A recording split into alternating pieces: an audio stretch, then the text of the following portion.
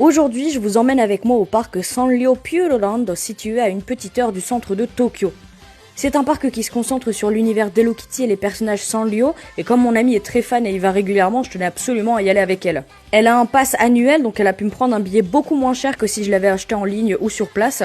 Si vous comptez y aller, sachez qu'ils sont moins chers si vous choisissez d'y aller plutôt l'après-midi, avec des différences de prix allant parfois jusqu'à 2000 yens, donc je vous conseille d'y aller à ce moment-là. Vous avez énormément de boutiques et de restaurants aux alentours du parc pour passer le temps en attendant, et aussi la rivière Tama, où les cerisiers sont magnifiques si vous y allez en avril. Niveau attraction, je vais pas vous mentir, c'est un petit peu toujours la même chose, c'est très doux et mignon, mais faut pas s'attendre à des sensations fortes.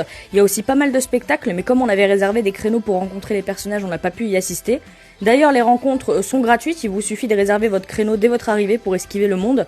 C'est assez petit, on fait le tour plutôt rapidement, c'est sur plusieurs étages, mais vous avez des escalators et des ascenseurs.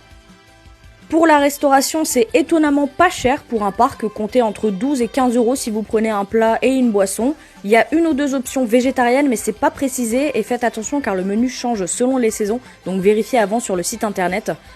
J'étais contente de passer ce moment avec mon ami et je pense que c'est une bonne sortie pour une petite après-midi entre copines ou en famille si vous avez des enfants. C'est kawaii et tout plein et sympa à caser si vous prévoyez de visiter un peu les alentours, mais c'est pas non plus un endroit incontournable.